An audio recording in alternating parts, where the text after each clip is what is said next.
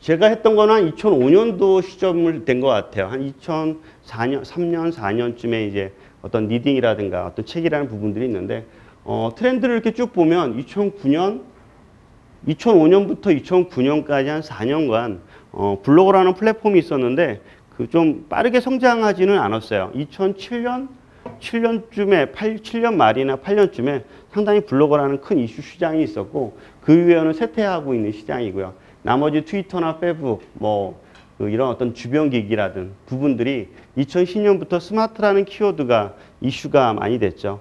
지금 스마트에 대한 이슈는 상당히 큽니다. 이게 폰 빼고 워킹 빼고 스마트 가전이 있죠. 스마트 라이프인데 스마트 카도 있고요.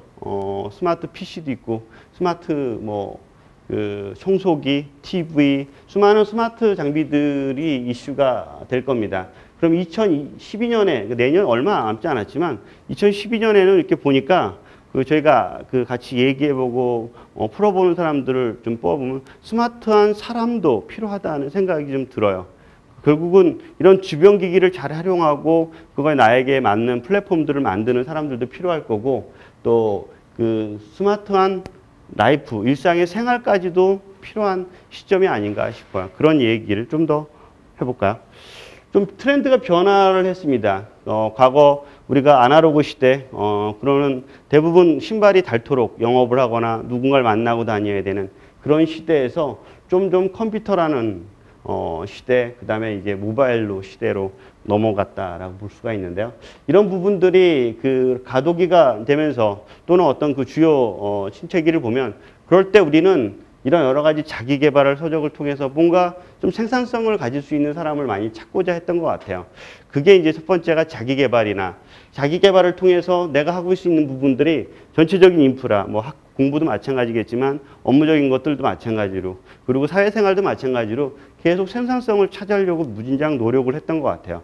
저 스스로도 마찬가지인 건데, 책을 읽고 나서도 그 책을 좀 더 많은 사람들한테 전달을 하면서 내가 스스로 그 책을 이해력도 높아지는 것들 이제 블로그를 통해서 얻었던 거고, 또 그것이 포럼을 통해서 다양한 사람들한테 이야기를 할 수 있어서 책에 대한 얘기뿐만 아니라 사람들이 무슨 생각을 하고 있는지를 얻었던 역할들이 많았던 것뿐인데, 결국은 그게 나 자신한테 계속 사회가 아니면 또 내가 원하는 것들, 모든 것들을 나의 기반으로 만들어 놓고 집어넣었다 뺐다 하는 그런 어떤 템플릿이라고 해야 되나요? 그런 어떤 플랫폼으로 만들어 갔던 것 같습니다.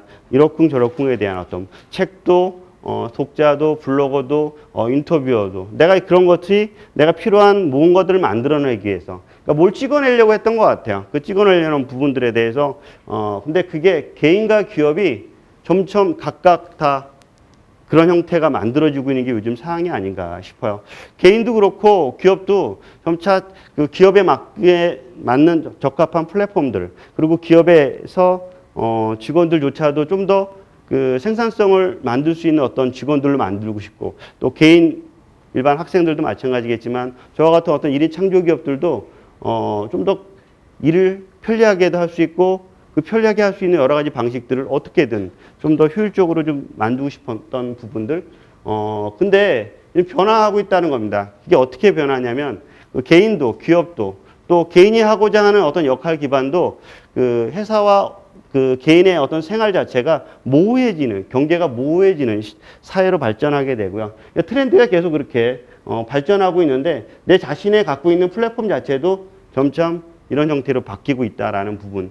최근에 포춘지 500대 기업에서 어떤 역할 기반들이 개인이 소유한 단말기를 가지고 업무에 적용해라 라는 것으로 바뀌어가고 있다고 합니다. 그러니까 그건 뭐냐면, 우리는 주로 이제 기업이 인프라가 주는 그 형태를 개인들은 따라가야 되는 형태였다면, 이제는 개인이 갖고 잘할 수 있는 능력이 있다면 그 능력 그대로 기업에서 적용시켜 주겠다. 그런 어떤 인프라로 바뀌고 있다고 하는데, 아직 국내는 좀 아니라고 보지만 그래도 그 트렌드를 봤을 때 저렇게 변화하고 있다는 거를 느낄 수가 있다고 봅니다. 먼저 앞에서 말씀드렸듯이 하나씩 내가 이렇게 만들고 이런 플랫폼을 만들려고 하고, 개인 기업들도 점차 모호해지면서 점차 기업과 개인이 하나가 원하는 게 동일하다라는 형태로 만들어졌다라는 부분인데, 그거의 몇 가지 키워드를 보면 결국은 클라우드나 스마트 기기나 결국은 그걸 갖고 내가 어떻게 나에 맞는 플랫폼을 만들려는 부분이 아닌가 싶어요. 그럼 사람들은 뭐에 관심이 있나?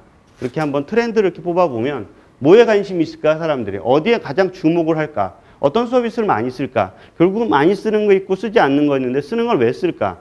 그런 기반들을 한번 생각을 좀 해보면 결국은 그런 모바일과 클라우드와 어떤 디바이스 자체에 대한 이야기들이 좀 정해지고 있는 것 같아요. 그러면 내년에 어떻게 바뀔까? 그 중에 서비스를 어떻게 달라질까? 그런 얘기들이 만들어지고 있지 않나 싶어요.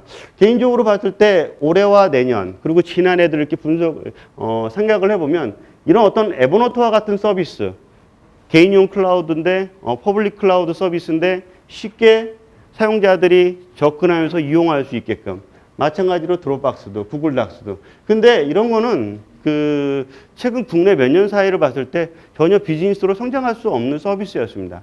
개개인들이 한테는 상당히 큰 이점을 갖고 있었지만 기업은 전혀 비즈니스로는 크게 뭐라고 이렇게 뭐 잘할 수 있다 못하다라는 것들을 경제질 수가 없는 부분이 아닌가 싶은데 근데 이게 이제 표준화가 되고 있는 부분들이죠. 왜냐하면 기업들도 일반 개인들도 자기만의 플랫폼들이 만들어지고 있고 그 플랫폼을 어디서 기업에서도 같이 적용할 수 있도록 만들어주고 있기 때문에 바뀌고 있다라는 부분들이고요. 2012년에 그러면 뭐가 있을까? 뭐 여러 가지 생각들이 있는 것 같은데요. 제 개인적인 관점에서 이렇게 봤을 때 크게 두 가지 생각이 좀 들었습니다. 하나는 뭐냐면 삶에서 가장 편리하고 생산성을 갖고자 하는 것들을 갖는 것 같아요. 그게 뭘까라는 거죠.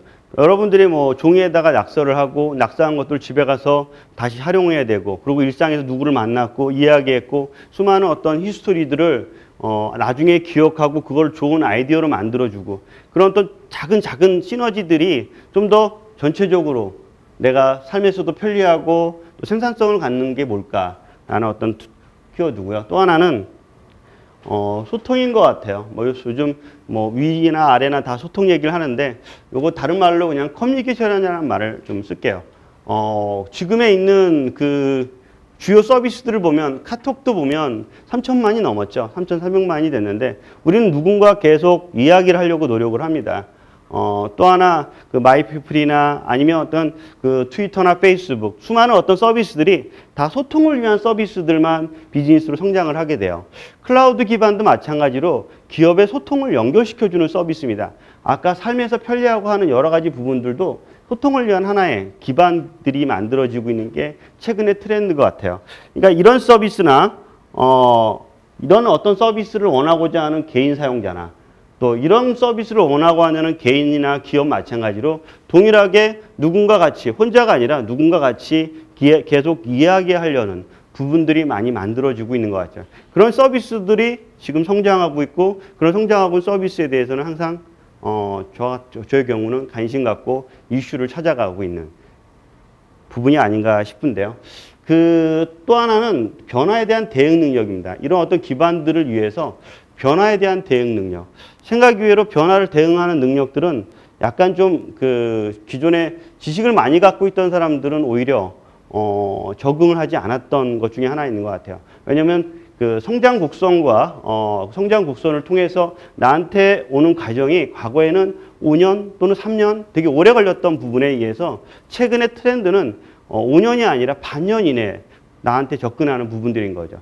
한 달, 두 달만 늦어도 벌써 상당히 텀이 있기 때문에 어떻게 보면 변화 대응 능력에 빠르게 흡수할 수 있는 사람이라면 덜 불편하고 활용할 수 있는 능력도 커져가고 있는 것 같아요. 어떻게 보면 비상식적인 발상에서 많이 들어오는 것들이 많다고 생각하고 경험과 논리적인 부분들이 오히려 방해가 될 수도 있는 상황도 만들어집니다. 근데 이것으로 인해서 변화 대응에 더 빠르게 업시킬 수 있는 부분도 있다고 판단이 되고요.